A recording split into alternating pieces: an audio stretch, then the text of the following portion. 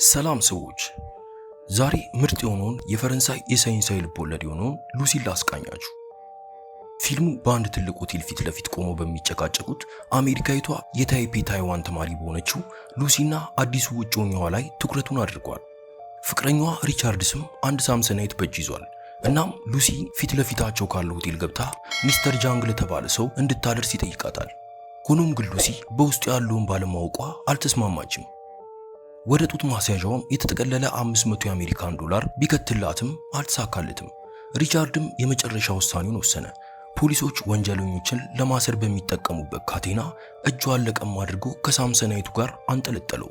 ሉሲም አማራጭ አልነበራትምና ቀጥታ ወደ ሆቴሉ ገብታ ወደ እንግዳ ተቀባዩ አመራች። ሚስተር ጃንግንም ማግኘት እንደምትፈልግ የነገረችው ድንገት ፊቷን ወደ በሩ ስታዞር እጮኛዋ በመስታወት ውስጥ በምልክት የሆነ ነገር እያላት ጭንቅላቱ በድንገት በጥይት ተመቶ ይወድቃል። ሉሲም በጣም ደንግጣለች። በተመሳሳይ ሰዓት የወሮ በላ ቡድኖች ከአሳንሰሩ ወጥተው ሉሲን አብራቸው እንድትሄድ ያስገድዷታል። በመቀጠልም ሉሲ ወደ ሚስተር ጃንግ ክፍል ትወሰዳለች። በሆቴሉ ክፍል ውስጥም ብዙ የተጨማለቀ ደም በመመልከቷ ከቁጥጥር ውጭ ሆና ያስመልሳታል። ብዙም ሳይቆይ ግን ተጠባቂው የማፊያ አለቃ ሚስተር ጃንግ ይመጣና የሉሲን ንግግር ለማስተርጎም ወደ አንድ ሰው ስልክ ይደውላል። ቦርሳውንም ለመክፈት በሆነ ወረቀት ላይ ኮድ ይጽፋል። በደቂቃዎች ውስጥም ወደ ቀጣዩ ክፍል አስገብቷት የያዘችውን ቦርሳ እንድትከፍት በመሳሪያም ጭምር ሉሲን ማስፈራራትና ማስገደዱትን ይያዛል። በመጨረሻም ሉሲ በሰማያዊ ዱቄት የተሞሉ የፕላስቲክ ከረጢቶችን የያዘውን ቦርሳ ትከፍቷለች። ሚስተር ጃንግም ወደ ክፍሉ ሲመለስ ብቻውን አልነበረም። በአደንዛዥ ከተሞሉት ከረጢቶች ፊት ለፊት አንድ ሰው ተቀምጧል። ድራጉንም እንዲጠቀም ይህን ሰው ያስገድዱታል። ይህም ሰው ድራጉን እንደተጠቀመ በቅጽበት እንደ እብድ መሳቅ ይጀምራል። ሁኔታውን የተመለከተው ሚስተር ጃንግ ሰውየውን በጥይት ይገለዋል። ሉሲም ስራውን እንድትሰራ ጃንግ አስገድዷት ፈቃደኛ ያልሆነችው ሉሲ ግን በጣም ከመደንገጧ የተነሳ ራሷን ስታለች። በሌላ ትዕይንት ፕሮፌሰር ኖርማን በመቶዎች የሚቆጠሩ ሰዎች ፊት ስለ ሰው ልጅ አእምሮ ምርምሩን እያስተማረ ነው። ጥናቱ እንደሚያሳየው ሰዎች የሚጠቀሙት የአእምሮአቸውን ክፍል 10% እንደሆነና ከነርሱም በላይ 20% ሊጠቀሙ የሚችሉት ዶልፊኖች ቦታቸውን እንዲለዩና ከሶላር ሞገዶች ጋር እንዲገናኙ ያስችላቸዋልም ይላል። ትዕይንቱ በሆቴል ክፍል ውስጥ ወደ ነቃችው ሉሲም ይመለሳል። ሉሲም በሆዷ ላይ ማሰሪያዎችን በማየቷ ተገርማለች። የአቶ ጃንግ ሰዎች ገብተው ልብስ ይጥሉላታል። ከዚያም ከሌሎች 3 ሰዎች ጋር ወደ ሚስተር ጃንግ ክፍል ትወሰዳለች። አንድ እንግሊዛዊ ሰውም በድንገት ወደ ውስጥ ገብቶ CPH4 የተባለ የመድኃኒት ቦርሳ ወደ አውሮፓ ለማጓጓዝ በእያንዳንዳቸው ሁር ላይ በግዳጅ እንደተሰፋም ገለጸላቸው። ይህም መድኃኒት ከፍተኛ ዋጋ ያለው ሰው ሰራሽ መድኃኒት ተብሎ የሚታመን ሲሆን በቀጣይ ጊዜያት በገበያ ላይ በስፋት የሚሸጥ እንደሚሆንም ይጠበቃል። ስለዚህ መድኃኒቱን በዓለም ዙሪያ ሊያዘዋውሩ ታስቧል። አሁን ሉሲ በአንድ ክፍል ውስጥ በሰንሰለት ታስራለች። ነገር ግን ከማዕከላቸው አንደኛው ወንበዴ ተጠግቷት ክፉኛ ይረግጣታል።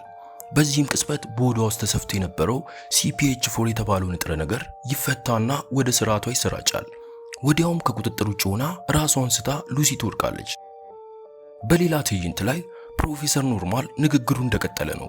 የሰው ልጅ 20% የአእምሮን አቅም መጠቀም ከቻለ እያንዳንዱን የሰውነት ሴል ሳይቀር መቆጣጠር እንደሚችሉና ከፍ ሲልም 40% መድረስ ከቻለ ከራሳቸው አልፎ ሌላ ሰውና ቁስ አካልን መቆጣጠር እንደሚችሉ እያብራሩ ነው። ታዲያ በዚህ መሃል አንድ ሰው ጥያቄን ያነሳል። ሰዎች 100% የአእምሮ ብቃታቸውን ቢጠቀሙ ምን ሊፈጠር ይችላል ነበር ጥያቄው። ፕሮፌሰሩ ግን ለዚህ ጥያቄ ሁነኛ መልስ እንደሌለው ያብራራል። ትዕይንቱ ሲመለስ ሉሲ በሰማያዊ አይኖቿ ነቅታ ምንም እንዳልተፈጠረ ቀና ብላ ተቀመጠች። ወዲያውም የክፍሉ በር ተከፍቶ አንድ ሰው ሊጠጋ ሲሞክር ወርውራው መሳሪያውን አስጥላው ወደ ውጭ ትወጣለች። የተቀሩትንም ትገልና በቦታው የነበረውን ምግብ በፍጹም የረሃብ ስሜት ትመገባለች። ታዲያ ጀርባዋ ላይ በመሳሪያ ተመታ ነበርና ቀላውን ያለምንም ስሜት ከሰውነቷ ታወጣለች። አሁን ሉሲ ልዩ ኃይልን ተጎናጽፋለች። በቀጣይም በፍጥነት ወደ ቀዶ ጥገና ክፍል በመግባት በስራ ላይ የሚገኙት ሐኪሞች ትመለከትና በመሰራት ላይ ያለውን ህመምተኛ ላይ ተኩሳ ትገለዋለች። ምክንያቱም በጭንቅላቱ ያደገው እጢ በመበታተኑ ሊያድኑት እንደማይችሉ ለዶክተሮቹ ነግራቸው በውስጡ ያለውን ከረጢት እንዲያወጡላት ዶክተሮቹን አስገደደቻቸው። ታዲያ ከቀዶ ጥገናው በፊት ወዲያው ለእናቷ ደውላ እንደምትወዳት ትነግራታለች። ታዲያ ዶክተሮቹ የመድኃኒቱን ከረጢት ያገኙትና እየሰራት ያለው ሐኪም በሆዷ ውስጥ ያለው CPH4 የሚባል ንጥረ ነገር እንደሆነና ይህም በነፍሰ ጡር እናቶች በስድስተኛው ሳምንት የሚመረትና ለጽንስ መዳበር እንደሚጠቅም የተናገረ የሉሲ እስከዚህ ሰዓት በሕይወት መኖር ግን ዶክተሩን እጅጉን አስገርሞታል። አሁን ሉሲ ከፍ ያለ አእምሮአዊና አካላዊ ችሎታዎችን ጨምራ ወደ ሚስተር ጃንግ ሆቴል ተመለሰች። ጠባቂዎቹንም ገላ ወደ እሱ ስትገባ ሚስተር ጃንጎዬ እየተዝናና ነበር። ሉሲም በቢላ ሙሉ እጆቹን ወቅታ ጭንቅላቱን ይዛ በተመስጦ የተቀሩትን ሶስቱ መድኃኒቶች የት እንደሚገኙ ትመለከታለች። ሉሲም ወደምትኖርበት አፓርታማ ታመራና በር ላይ አብራት የምትኖረው ካሮሊንን ታገኛታለች። ካሮሊንም ላፕቶፓን ለሉሲ እንድታወሳት እየጠየቀቻት በቀጥታ ፕሮፌሰር ኖርማልን ታገኘዋለች። ለፕሮፌሰሩም የአእምሮ አቅም 20% እንደደረሰና አያይዛ ጨካኝ እንደሆነች ትነግረዋለች። በክፍል ውስጥም የሚገኙት የመገናኛ አውታሮች ላይ በሙሉ ለፕሮፌሰሩ ትታየዋለች። እናም የዳበረ ችሎታዋን ለፕሮፌሰሩ ታረጋግጥለታለች። በ12 ሰዓታት ውስጥም ፕሮፌሰሩ ልታገኙ ትወስናለች። ጓደኛዋም በሉሲ ያልተለመደ ሁኔታ እጅጉኑ ተደናግጣለች። በሆስፒታል ውስጥም የሉሲ ሁኔታ እጅጉኑ ከመናፈሱ የተነሳ የዜና መቀባበያም ሆናለች። ስለዚህ ወደ በረራ ከመሳፈሯ በፊት የፀጉር ቀለሟን መቀየር ነበረባት። የተቀሩትን የመድኃኒት እሽጎች ማግኘት ስለነበረባት የአካባቢ ፖሊስ ካፕቴን ፒየር ዴልን ታገኘዋለች። ስለዚህም ወደ ፓሪስ የሚሄደውን በረራ ሰዎች እንዲጠብቋቸው ያደርጋል። በአውሮፕላን ውስጥም ሉሲ በከፍተኛ ፍጥነት ላፕቶፓን ትነካከዋለች። ስለዚህ አስተናጋጇን መታ ላፕቶፑን እንድታጠፋ በትህትና ትጠይቃታለች። ነገር ግን ሉሲ በተመሳሳይ ሰዓት ሻምፓይን አስተናጋጇን ታዛታለች። እንዳለመታደል ሆኖ ሻምፓይኑን ከመውሰዷ የሉሲ ሴሎች መበታተን ይጀምራሉ። በዚህ ሁኔታ የተደናገጠችው ሉሲ የቀሩትን መድኃኒቶች እያነሳች በሰውነቷ ላይ ታደርጋለች። ከደቂቃዎች በኋላም ሉሲ በሆስፒታል ክፍል ውስጥ ከፒየርና ሌሎች በርካታ መኮንኖች እንዲሁም ዶክተሮች መሃል ትነቃለች። ከዛም ክፍሉን ትታ በሆስፒታል ውስጥ የተንቀሳቀሰች መሳሪያ ደቅኑባታል። በቀላሉ ከፒየር በስተቀር ያሉትን በጣቷ ምልክት ትጥላቸዋለች። ከፒየር ሽጉጥም ጥይቶቹን አውጥታ የተቀሩትን መድኃኒቶች ወደሚገኙበት እንዲወስዳት ትጠይቀዋለች። በመንገዳቸውም ላይ እንዳሉ ሉሲ የሁሉንም የሰው ስልክ ጥሪ ለማዳመጥ ትሞክራለች። ከደቂቃዎችም በኋላ መድኃኒቶቹ የሚወጡበትን የሆስፒታል ሞገድ ማግኘት ቻለች።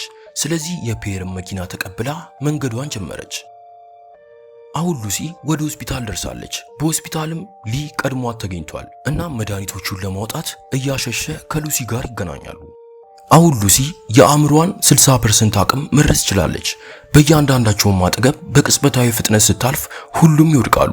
በመጨረሻም ሉሲ መድኃኒቱን ይዛ ከሆስፒታል እየለቀቀች ነው። ነገር ግን ፒየርም እየተከተላት ነበር። ከሆስፒታሉ ውጭ ሚስተር ጃንግ በመኪና ውስጥ ሆኖ ግብረ አበሮቹን እንዲከተሏት ያዛል። ብዙም ሳይቆይ ግን ሉሲና ፒየር ከፕሮፌሰር ኖርማልና ባልደረቦቹ ጋር ተገናኝተዋል። በአንጎሏ ኃይል የምታውቀውንም ሁሉንም ነገር መግለጽ ጀምራለች። ይህም አሁን ከተለመደ የሰው አስተሳሰብ እጅጉን ይበልጣል። ይህ በእንዲህ እንዳለ ሚስተር ጃንግና ሰዎቹ እየተኮሱ ወደ ውስጥ ይገባሉ። በፕሮፌሰሩ ቤተ ሙከራ ውስጥም ሉሲ ስለ ጊዜና ሕይወት ተፈጥሮ እናም የሰዎች ሰብአዊን አመለካከት እንዴት እንደሚጠፋም እያብራራች ነው። በሷ ግፊት በሶስቱም የሲፒኤች4 ከረጢት ይዘት በደም ስሯ ይሰጣታል። ስለዚህ የአእምሮ ኃይል አሁን ሉሲ ወደ 70% ደርሷል። እናም ሰውነቷ ወደ ጥቁር ንጥረ ነገር ወዲያውኑ ይቀየራል። ይህም በቤተ ሙከራ ውስጥ ወዳሉ ኤሌክትሮኒክሶች ይገባል። ተግባሩ እየጨመረ በሄደው ቁጥር እየሰረዘች ቁሳ አካሉን ትቆጣጠራለች። በመጨረሻም ሉሲ ላቦራቶሪውን ወደ ነጭ ባዶ ቦታነት ትቀይረዋለች። በክፍሉም አንድ ሱፐር ኮምፒውተር ብቻ ይገኛል። አሁን ሚስተር ጃንግና ሰዎቹ በቦታውም ደርሰዋል። ስለዚህ የሮኬት ማስወንጨፊያዎችን ተጠቅሞ በሩን ያፈነደዋል። እንደ ዕድል ሆኖ ሉሲ በብዙ ሺህ ማይሎች ሰውነቷን ወደ ታይም ስኩዌር ማዛወር ችላ ነበርና ከ20ኛው ክፍለ ዘመን ጀምሮ ከኒውክለር እስከ ቀኝ ዘመን እስከ ቅድመ ታሪክ ጊዜና በመጨረሻም እጅግ በፍጥነት የሰው ዘርን ጊዜ በእጇ ማዕበል እያሳለፈች ወዳለፈው የጠፈር ጊዜ አውስትራሎፒቴከስ ትደርሳለች። ሁለቱንም በእጅ ንክኪ የጣት ምክሮችም ትጋራለች። ሉሲም እስከ ጊዜ መጀመሪያ ድረስ የቢግ ባንግ ምክሮችንም ትቃኛለች። ሆኖም ግን አመፀኛው ሚስተር ጃንግ ወደ ላቦራቶሪ ይገባል። እናም ቀስ ብሎ በሉሲ ጭንቅላት ላይ አነጣጥሮ ይተኩሳል። ነገር ግን ሉሲ በዛን ሰዓት የአእምሮ አቅሟ 100% ላይ ደርሶ ነበርና ወዲያውኑ ትጠፋበታለች። ወደ ስፔስ ታይምም በቀጣይነት ደርሳ ነበር። ልብሷንና አንድ ሱፐር ኮምፒውተርም ትታላቸዋለች። ፒየርም ወደ ላቦራቶሪ ውስጥ ወዳለው ሚስተር ጃንግ ተኩሶ ሰውየውን ይገለዋል። ከቆይታም በኋላ ሱፐር ኮምፒውተሩን ወደ አንድ ፍላሽነት ይበተናል። ፕሮፌሰር ኖርማልም ፍላሹን ያነሰዋል። በዚህም ምርምራቸውን ያጠናቀቃሉ። ፒየርም ፕሮፌሰሩን ሉሲ የት እንዳለች እየጠየቀው በሞባይል ስልኩ መልእክት ይደርሰዋል። መልእክቱም በሁሉም ቦታ እንደምትገኝ የሚያመላክት ጽሑፍ ነበር። ፊልሙ ሕይወት ማድረግ የምትችለውንና በእሷ ምን መደረግ እንዳለበት በመግለጽ በሉሲ ድምፅ ያበቃል። የዛሬው የፊልም ቅኝታችንን እንዴት አገኛችሁት? ሐሳብ አስተያየቱን ኮመንት ላይ አጋሩን። ላይክ፣ ሰብስክራይብ እና ሼር እንዳይረሳ። ይመቻችሁ።